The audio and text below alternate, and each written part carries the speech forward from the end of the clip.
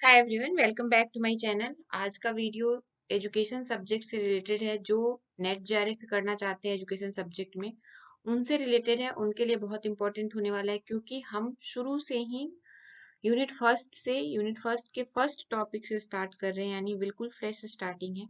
और first topic से यानी कि बिल्कुल फर्स्ट स्टेप से आप ये पढ़ना शुरू कर रहे हो। एक एक चीज पढ़ते हो। जितना आपने एमएड में नहीं पढ़ा होगा उतना आप यूजीसी नेट क्वालिफाई करने के लिए आपको पढ़ना पड़ेगा। जेआरएफ अगर चाहिए तो हर चीज कहीं से भी कुछ भी मिस नहीं करने की जरूरत है। हर चीज एक एक पॉइंट टू पॉइंट पढ़ते हुए चलना है। तो वैसे ही एक एक टॉपिक उठा के और एक एक पॉइंट उठा के हम डिस्कस करते हुए आगे बढ़ेंगे। यूजीसी नेट जेआरएफ जिनको चाहिए एजुकेशन सब्जेक्ट में, यानी जिन्होंने अपना एमएड एमए एजुकेशन किया हुआ है, वो नेट जेआरएफ देना चाहते हैं, जिनका कोड है 09, वो बच्चे यहाँ पे इस वीडियो को शुरू से लास्ट तक देखें। प्लेलिस्ट में सारी वीडियो जितनी टॉपिक्स के ऊपर वीडियो बनते जाएंगे वो सारे प्लेलिस्ट में डलते जाएंगे। आप प्लेलिस्ट में जाके देख सकते हैं। इस चैनल पे पेपर 1 की और पेपर 2 एजुकेशन सब्जेक्ट की तैयारी करवाई जाएगी। ठीक है। एजुकेशनल स्टडीज पहला जो हमारा टॉपिक है, सिलेबस भी इसमें इस चैनल पे आपको मिल जाएगा। इसका जो एमएड का जो एजुकेशन सब्जेक्ट का सिलेबस है, एनटीए की वेबसाइट से जो डाउनलोड किया हुआ है, वो भी आपको यहाँ प्लेलिस्ट में मिल जाएगी, आप देख लेना। एजुकेशनल सब्जेक्ट जो टॉपिक पहला है, उसमें फर्स्ट टॉपिक में एजुकेशनल स्टडीज है। एजुकेशनल स्टडीज में क्या पढ़ना है? पहले यूनिट के पहले टॉपिक में contribution of Indian school of philosophy, Sankhya, yoga, Vedanta, Buddhism, Jainism, इनके बारे में पढ़ना है। With special reference of Vidya Dayanand Darshan and Islamic tradition towards educational AIIMS and method of acquiring valid knowledge.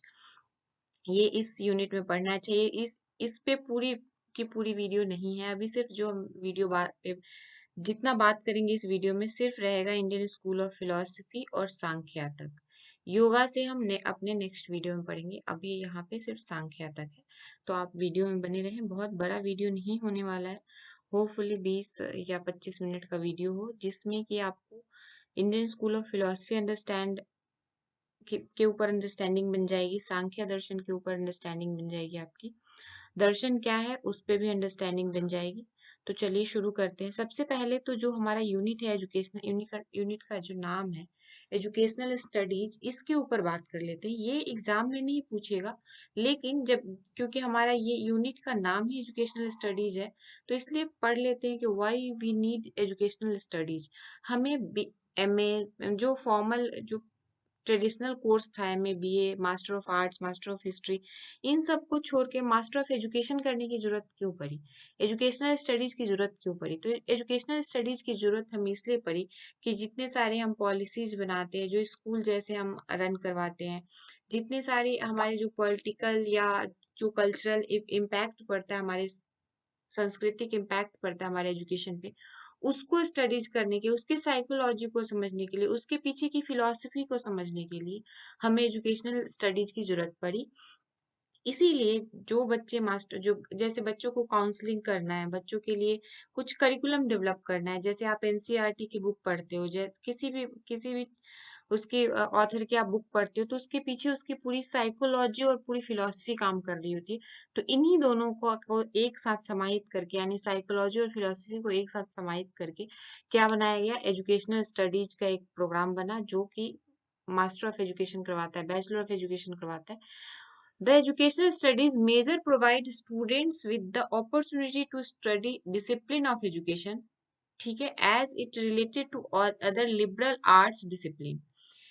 Educational studies fosters within students a deep understanding of a complexity of education and schooling, as well as ability to think critically about the way in which education intersect with the broader range of social, culture, political, and economic forces. Using multiple lenses to study the physical, psychological, and social functions of education in both contemporary and historical context. हम दोनों चीजों को, historical और contemporary दोनों को एक साथ इनकैलकेट करके एजुकेशनल स्टडीज, शैक्षिक अध्ययन करते हैं, एजुकेशनल स्टडीज करते हैं, सो दैट हमारे आने वाले फ्यूचर जनरेशन का इसका पूरा निचोड़ मिल सके, लाभ मिल सके। Educational studies major are prepared to participate in the decision making required as stake holder in the educational process within our society. ठीक है, आई होप कि अब आप लोगों के एजुकेशनल स्टडीज क्यों पढ़ाई जाती है ये समझ में आया, और इसमें क्या क्या चीजें पढ़ते हैं। इसमें हम पॉलिटिकल बैकग्राउंड, सोशल, कल्चरल, सारी चीजों को, सारे एस्पेक्ट्स को देख जाते हैं। यानी कि आप फिजिकल कह सकते हो, एब्स्ट्रैक्ट कह सकते हो, सब चीजों को देख जाते हैं। शैक्षिक अध्ययन प्रमुख छात्रों को शिक्षा के अनुशासन का अध्ययन करने का अवसर प्रदान करता है, क्योंकि यह अन्य उदार कला विषयों से संबंधित है। शैक्षिक अध्ययन, देखो एजुकेशन सब्जेक्ट जो है सारे सब्जेक्ट को समाहित किए हुए हैं अपने में, सारे सब्जेक्ट को अपने में, ये सब सब्जेक्ट अपना अपना इंडिविजुअल पार्ट लेके रोल प्ले कर रहे हैं, लेकिन शैक्षिक जो एजुकेशनल स्टडीज है सारे सब्जेक्ट को मिला के, सारे सब्जेक्ट के ऊपर रिसर्च करके एक कंक्लूजन बनाता है कि हाँ इसके लिए ये सही है, इस सब्जेक्ट के लिए ये सही है, इस सब्जेक्ट के लिए ये विधा सही है, शिक्षण विधा सही है, इस सब्जेक्ट के लिए, इस स्टूडेंट के लिए ये शिक्षण विधा सही है, ये करिकुलम सही है, लेसन प्लान सही है। सब कौन करता है? ये सब एजुकेशनल स्टडीज के अंतर्गत ही आता है। शैक्षिक अध्ययन छात्रों के भीतर शिक्षा और स्कूली शिक्षा की जटिलता की गहरी समझ के साथ साथ उन तरीकों के बारे में गंभीर रूप से सोचने की क्षमता को बढ़ावा देता है, जिससे शिक्षा व्यापक स्तर पे सामाजिक, सांस्कृतिक, राजनीतिक और आर्थिक ताकतों के साथ जुड़ती है। समकालीन और ऐतिहासिक दोनों संदर्भों में शिक्षा की मनोविज्ञान और सामाजिक नींव का अध्ययन करने के लिए कई लेंसों का उपयोग करते हुए शैक्षिक अध्ययन, मतलब कई लेंसों यानी कि हर एस्पेक्ट से प्रमुख अध्ययन प्रमुखों को हमारे समाज के भीतर शैक्षिक प्रक्रियाओं के हितधारकों के रूप में आवश्यक निर्णय लेने में भाग लेने के लिए तैयार किया जाता है। एजुकेशनल रिसर्च, एजुकेशन पे क्या नवाचार, नई नई कैसे तकनीक विकसित की जाए एजुकेशन के लिए, शिक्षा के लिए, जो हमारा शिक्षा शैक्षिक बैकग्राउंड है उस पे क्या, उसमें क्या कमियां थी, उसमें क्या अच्छा था जिसमें और हम क्या नया जोड़ सकते, ये सब हम कहाँ से सीखते हैं? एजुकेशनल स्टडीज करने के बाद ही सीखते हैं। Educational studies concentration on teaching in private school, teaching in non school setting such as museum, child care centre, environmental, ठीक है, post baccalaureate and graduate teacher certificate programme, graduate studies in field such as educational psychology and psychology guidance and school psychology and guidance and counselling, इन सब चीजों में educational studies की जरूरत होती है। और कहाँ होती है? एजुकेशनल पॉलिसी बनाने में। जब हम पॉलिसी बना रहे होते हैं तो कौन बनाता है? जो एजुकेशनल स्टडीज के एक्सपर्ट है वो बना रहे होते हैं। स्कूल लॉ, एजुकेशनल फंडिंग में, जो एजुकेशनल फंडिंग जो गवर्नमेंट फंड देती है, फंड प्रोवाइड करवाती है, उसमें जो लीड करते हैं, जो अंडरस्टैंडिंग बिल्ड करते हैं कि कहाँ पे कितने फंड की जरूरत है, कितने फंडिंग हो जाएगी, सब कौन करता है? ये सब एजुकेशनल स्टडीज करने वाले ही करते हैं। ठीक है, अब हम बात करते हैं जहां से हमारे स्कूल की बात याद आ रही है, जहां से हमारे पेपर में यानी नेट जेआरएफ के पेपर में एनटीए पूछता है क्वेश्चन, वहां से बात कर रहे हैं। Indian school of philosophy, Indian philosophy के बारे में बात करते हैं। अच्छा, इंडियन फिलोसफी क्यों लिखा हुआ है? क्या कोई और भी फिलोसफी होता है? तो एक का नाम इंडियन फिलोसफी और वेस्टर्न फिलोसफी। इंडिया में जो फिलोसफी हुई, या जो दर्शन शास्त्र जो भी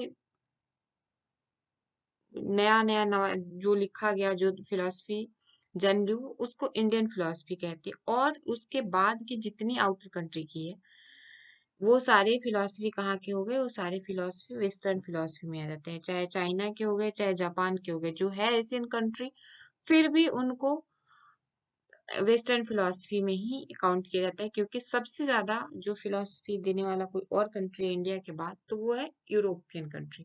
यूरोपियन कंट्री में बहुत सारे, और हाँ, यूजीसी नेट में भी पढ़ना है उसको, आपको वेस्टर्न स्कूल ऑफ फिलॉसफी, जो इसका नेक्स्ट टॉपिक है, इस एजुकेशनल स्टडीज के यूनिट फर्स्ट का जो नेक्स्ट टॉपिक है वो यही है, western school of philosophy, idealism, realism, इन सब के बारे में है।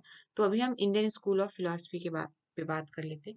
अगर हम बात करते हैं कि इंडियन स्कूल ऑफ फिलॉसफी में फिलॉसफी का मतलब क्या है, तो इसका मतलब दृश्य, ये संस्कृत शब्द से निकला है, दृश्य धातु से। लेकिन जब हम वेस्टर्न स्कूल ऑफ फिलॉसफी बात करेंगे, तो लैटिन शब्द से निकला हुआ है, लैटिन वर्ड से निकला हुआ है, जो कि हम अपने नेक्स्ट वीडियो में बात करेंगे।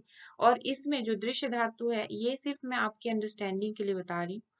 जो स्कूल ऑफ, देखो, एक आयरनी है कि हम इंडियन है, इंडिया के बच्चे हैं, इंडिया में पढ़ रहे हैं, लेकिन हम तवज्जो कहाँ के दर्शन शास्त्र को, कहाँ के साइकोलॉजिस्ट को देते हैं, वो देते हैं वेस्टर्न कंट्री को, वेस्टर्न कल्चर को। जबकि फिलॉसफी की अगर हम बात करें तो सबसे पहले पूरे वर्ल्ड में जो फिलॉसफी जहाँ पे उत्पन्न हुई वो हुई इंडिया में ही। भारत की दर्शन जो है सबसे पुरानी दर्शन है। वेद से पुराना कोई भी ऐसा लिखित या प्रमाणित वो फिलॉसफी नहीं है। वेदांत जो दर्शन है वो सबसे पुरानी फिलॉसफी है। तो हम ये मान के चलते हैं कि फिलॉसफी का भी, जो कहते हैं ना, कहाँ आविष्कार, क्या इन्वेंशन हुआ, या फिलॉसफी को, दुनिया को फिलॉसफी किसने दी, तो वो भारत ने ही दी। तो इसको अगर हम बात करते हैं फिलॉसफी को, तो ये दर्शन मतलब दृश्य शब्द से के, दृश्य धातु से ये बनी, दृश्य धातु से ये बनी। इंडियन एस्पेक्ट्स में बता रही, दृश्य धातु से बनी। दृश्य धातु का मतलब, दृश्य का मतलब होता है देखना। दृश्य का मतलब क्या होता है? देखना। अरे भाई, दृश्य का मतलब, वेट वेट अ मिनट,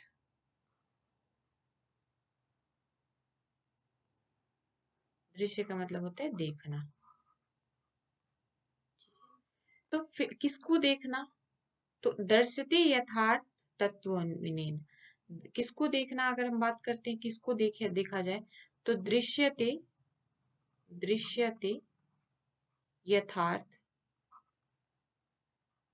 यथार्थ तत्त्वनेन, तत्त्वनेन। इसका मतलब हुआ, क्या मतलब हुआ इसका? इसका मतलब हुआ कि जिसके द्वारा यथार्थ तत्व की अनुभूति हो वही दर्शन है।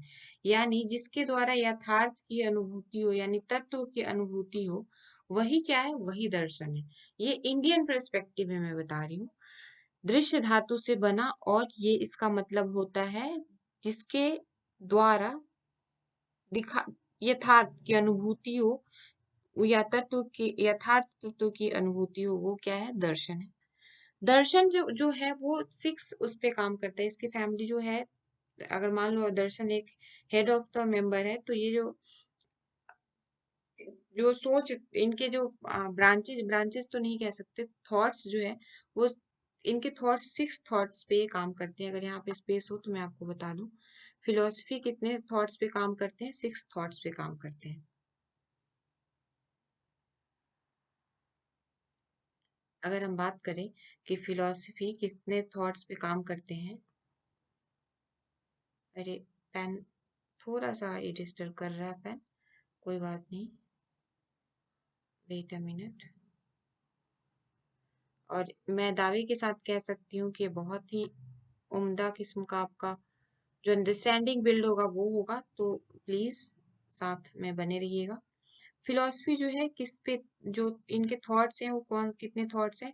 6 थॉट्स पे काम करते हैं ये क्या है? थॉट्स पे के बारे में बता रही हूँ मैं आपको, ठीक है। पहला है, ये जो है ये मेटाफिजिक्स के ऊपर का बात करते हैं।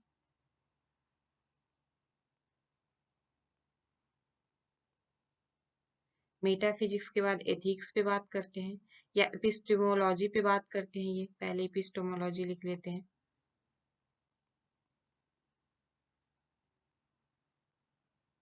एपिस्टेमोलॉजी पे बात करते हैं, फिर बात करते हैं एथिक्स पे बात करते हैं, एथिक्स पे बात करते हैं, फिर बात करते हैं एस्थेटिक्स पे बात करते हैं ये,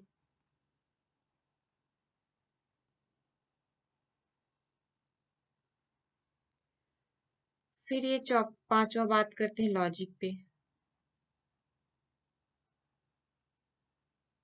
और छठा जो है वो बात करते हैं, छठा जो बात करते हैं, 6 नंबर की जो बात करते हैं, पॉलिटिकल फिलोसफी पे बात करते हैं।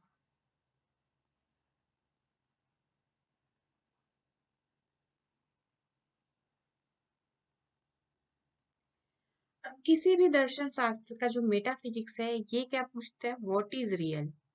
मेटाफिजिक्स का मतलब क्या है? इसको हिंदी में कहते हैं तत्व मीमांसा। क्या कहते हैं? तत्व मीमांसा। ठीक है। तो ये पूछता व्हाट इज रियल, यानी कि रियल क्या है, क्या सत्य है, ज्ञान का मतलब सत्य का अध्ययन क्या होता है या ज्ञान क्या है, इसके पूछता व्हाट इज रियल। रियलिस्टिक पे बात करता है, व्हाट इज रियल। ठीक है। अब एपिस्टेमोलॉजी की बात हम करते हैं तो हाउ डू वी नो पे बात करता है ये, कि हम कैसे जानते हैं, हमें ज्ञान की प्राप्ति कैसे हुई या कैसे हुई, हाउ डू वी नो।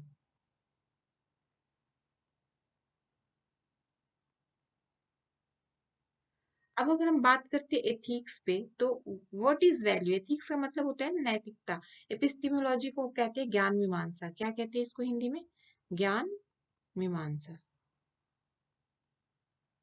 ये जब मैं इसको पढ़ रही थी तो मुझे क्लियर ही नहीं होता था कि मेटाफिजिक्स और एपिस्टेमोलॉजी कैसे डिफरेंस है। लेकिन जब धीरे धीरे जब मैं इस पे बहुत ज्यादा पढ़ने के बाद समझ में आया कि इन दोनों में ये डिफरेंस है, व्हाट इज रियल और हाउ डू वी नो। मतलब रियल क्या है ये तो है, लेकिन हम कैसे जानते हैं इसको, ये हमें बताता है ज्ञान मीमांसा। इसका संबंध वास्तविकता के उससे मन के संबंध से है। मन मतलब हम कैसे जानते हैं, हमें कैसे पता है, कब से जानते हैं, कहाँ से जानते हैं। तो ये हुआ एथिक्स का मतलब। अगर बात करते हैं तो व्हाट इज वैल्यू। एथिक्स क्या हो गया, व्हाट इज, ये इस पे एक अलग से वीडियो बनेगी, लेकिन अभी तो सिर्फ जैसे हम फिलोसफी समझ रहे हैं उसकी अकॉर्डिंग बात कर रही हूँ। What is value, what is value या व्हाट इज ऑफ वैल्यू। ठीक है। अब लॉजिक जो है वो लॉजिक क्या, how do we have reason, या हाउ डू वी रीजंस, कोई रीजन क्या है, तर्क क्या है, इसका तर्क मतलब हम तर्क कैसे दे सकते हैं। एथिक्स को नैतिकता कहते हैं, लॉजिक को तर्क कहते हैं, याद रखना। कोई रीजन ये मांगता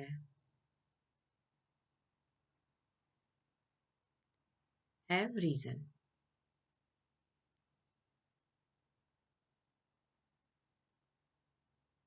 ठीक है।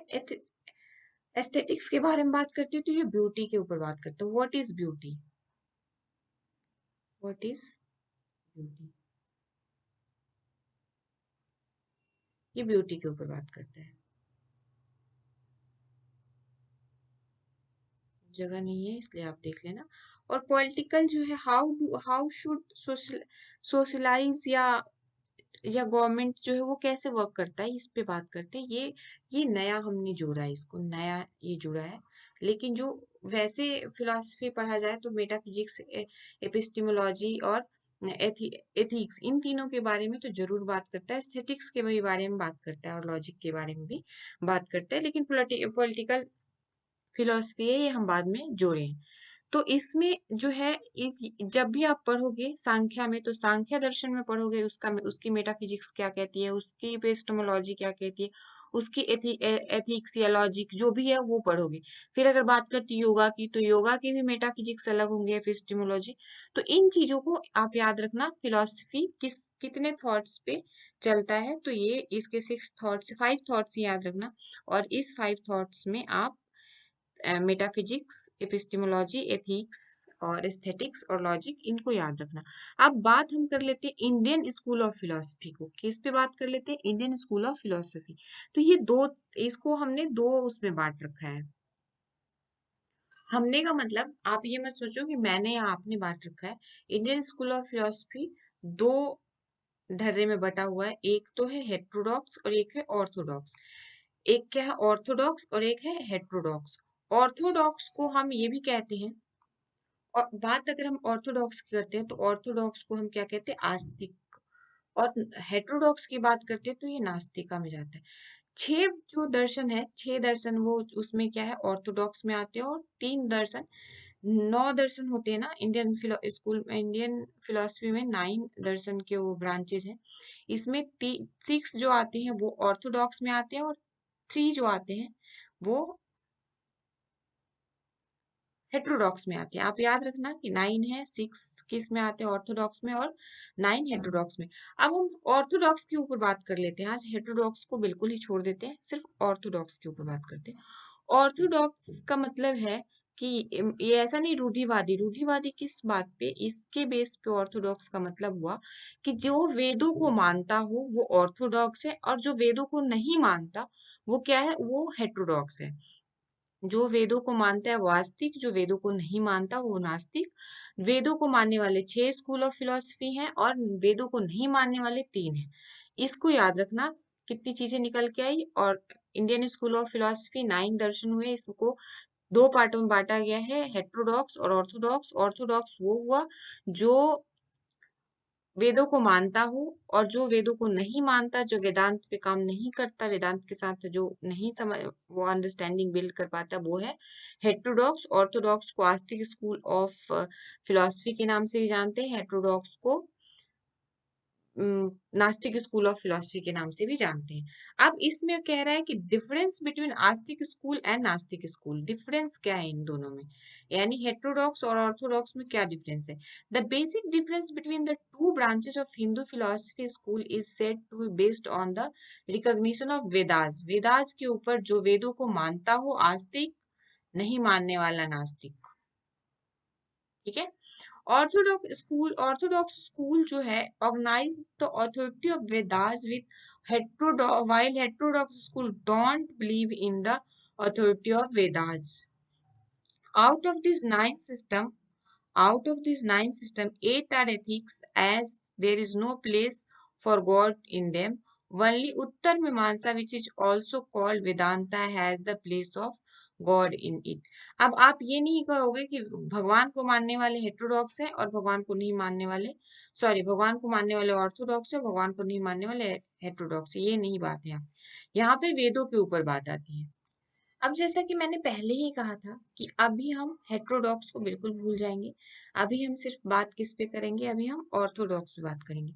यानी कि हम सिर्फ अभी आस्तिक स्कूल ऑफ फिलॉसफी पे बात करेंगे या ऑर्थोडॉक्स स्कूल ऑफ फिलॉसफी बात करेंगे। इसमें 6 आते हैं, 6 क्लासिकल स्कूल हैं। कौन कौन से? सांख्या, योगा, न्याय, वैशेषिका, पूर्व मीमांसा एंड उत्तर मीमांसा। उत्तर मीमांसा को वेदांता भी कहते हैं। और आज हम जो बात करेंगे सिर्फ सांख्य के ऊपर बात करेंगे, क्योंकि ऑलरेडी वीडियो 20 मिनट को क्रॉस कर चुकी है। और बच्चों मतलब हम बच्चे नहीं है, मिनरा गॉजी के ऊपर वो कर रहे हैं। तो जो हमारी थिंकिंग है वो है, बहुत लंबी वीडियो है, बोर करेगा, नहीं देखेंगे, नहीं सुनेंगे। तो इसीलिए छोटे छोटे, मेरा यही मानना है कि छोटे छोटे वीडियोस इस पे बनाओ, छोटे छोटे क्लासेस हो, और हम कहीं भी इसको कभी भी सुन सके, कभी भी समझ सके, नोट्स भी बना सके। क्योंकि वीडियो को आप पॉज करके अच्छे से पढ़ सकते हो, बिल्कुल ही नोट्स के फॉर्म में मैं इसको लिख के आई हूँ। कोई भी यहाँ पीपीटीज या ऐसा कुछ नहीं, इसको आप अपने अंडरस्टैंडिंग के अकॉर्डिंग नोट्स बना सकते हो। तो जो बात हम करते हैं, याद रखना कि 6 ऑर्थोडॉक्स स्कूल कौन कौन से हैं? सांख्या, योगा, न्याय, वैशेषिका, पूर्व मीमांसा एंड उत्तर मीमांसा। अब आप कहोगे कि जब आपने सिलेबस की शुरुआती में दिखाए हो कि हमें सांख्या, योगा, वेदांता, बुद्धिज्म, जैनिज्म के बारे में पढ़ना है, तो आपने इतने सारे क्यों बता दिए? तो मैं सिर्फ इसलिए बता रही हूँ कि जो सांख्या, योगा और वेदांता है, ये सब किस में आता है? ये ऑर्थोडॉक्स में आता है। बुद्धिज्म, जैनिज्म जो है वो हेटेरोडॉक्स में आते हैं, वो हम बाद में बात करेंगे। तो इसीलिए जो 6 स्कूल है कौन कौन से हैं हेटेरोडॉक्स में, ऑर्थोडॉक्स में, उसके बारे में बात हो रही है यहाँ पे। Almost all Indian school of thoughts accepts the theory of karma and rebirth, and the ideal of moksha is conceived as liberal from the cycle of birth and death. Moksha या liberation is considered as the highest goal of human struggle. Her school जो जितने सारे Indian school है वो सब कर्म पे believe करते हैं, पुनर्जन्म पे बिलीव करते हैं, और मोक्ष की प्राप्ति पे भी बिलीव करते हैं। हम आगे पढ़ेंगे कि कैसे इनके बिलीव करने के तर्क क्या है, इनके पीछे की लॉजिक क्या देते हैं, ये उनका मेटाफिजिक्स क्या कहता है, उनका एथिक्स क्या कहता है, या उनका एपिस्टेमोलॉजी क्या कहता है। हम आगे इसको पढ़ेंगे। अब हम बात करते हैं साइकिल ऑफ रीबर्थ, सॉरी, अब हम बात करते हैं क्या? सांख्य फिलॉसफी। सांख्य फिलॉसफी क्या है? ये ओल्डेस्ट फिलॉसफी है, सब ओल्डेस्ट फिलॉसफी। अगर सांख्य फिलॉसफी की बात करें तो जो सबसे फर्स्ट पॉइंट है वो क्या है? Oldest philosophy. It was put forward bye Kapila. Question है ये, आपने ये जो लाइन देखा ये लाइन नहीं है, क्वेश्चन के रूप में इस ये आंसर है। Sankhya is the oldest philosophy, it was put forward bye Kapila. इसके प्रणेता कौन है? इसके प्रणेता हिंदी में अगर मैं कहूँ तो ये इसके प्रणेता महर्षि कपिल है, मुनि कपिल मुनि जो है। Sankhya philosophy provide the materialistic ontology for Nyaya and Vaisheshika, but there is very little original literature in Sankhya. Sankhya philosophy की जो लिटरेचर है बहुत ही कम मात्रा में बची हुई है, या तो वो डिस्ट्रॉय हो चुकी है या तो वो खो चुकी है। इनके बारे में, सांख्या फिलोसफी के बारे में बहुत अच्छे से हमारे पास प्रामाणिक ग्रंथ या प्रामाणिक लिखित में नहीं है।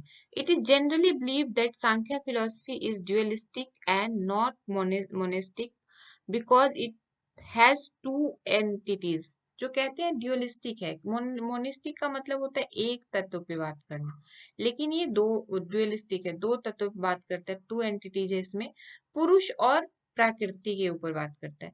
पुरुष का मतलब है स्पिरिट और प्रकृति से मतलब हो गया nature. Sankhya emphasized the attainment of knowledge of self by means of concentration and meditation. सांख्य इस बात पे जोर देता है कि नॉलेज अपने आप प्राप्त होती है, कहाँ से? मेडिटेशन से और एकाग्रता से। सांख्य holds that it is the self knowledge that deals of liberation and not an exterior influence or agent. Sankhya ये बिलीव करती है कि जो नॉलेज है वो इनर अपने आप आती है, इसके लिए कोई आपको इन्फ्लुएंस नहीं कर सकता, कोई भी इन्फ्लुएंसर नहीं हो सकता आपकी नॉलेज को बढ़ाने के लिए, और ना ही कोई एजेंट हो सकता है। Sankhya forms the philosophical basis for the yoga. Sankhya जो है योगा के मतलब फॉरवर्ड जाके योगा पे बात करेगा, और ये दोनों एक दूसरे के साथ इंटरलिंक है। इन सांख्या कहीं कहीं देखो सांख्या और समख्या, इसको भी आप पढ़ सकते हो, सांख्या और समख्या ये भी सेम ही चीज है। In the necessity of God is not felt in the epistemological clarity, but about the interrelationship between higher self, individual self, and universe around us. पुरुष वर्सेस प्रकृति की जब बात करते हैं तो in the beginning the philosophy was materialistic as it talk about the prakriti, but later the element of purush was also added on it. प्रकृति क्या है? पुरुष जो है ये रूल करने के लिए है, और प्रकृति जो है वो नेचर है। पुरुष क्या है? ये स्पिरिचुअल है, ये स्पिरिट है, हमारी जो इच्छा है वो है। But later the element of purush was also added to it, while purush is posted as only sentient being ever existent and immaterial. Prakriti is said to be material basis of the universe, composed three basis element gunas, namely tamas, rajas and sattva. पुरुष जो है वो immortal है, मतलब वो immortal है। पुरुष क्या है? वो इमोटल है, और वो प्रकृति जो है वो मटेरियलिस्टिक वर्ल्ड में रहती है। प्राकृतिक जो यूनिवर्स है कंपोज जो इस ये तीन चीजों से मिलके बना है, तमस, रजस और सत्व। प्रकृति किससे किससे मिलके बना है? तमस, रजस और सत्व। पुरुष क्या है? वो स्पिरिचुअल स्पिरिट है।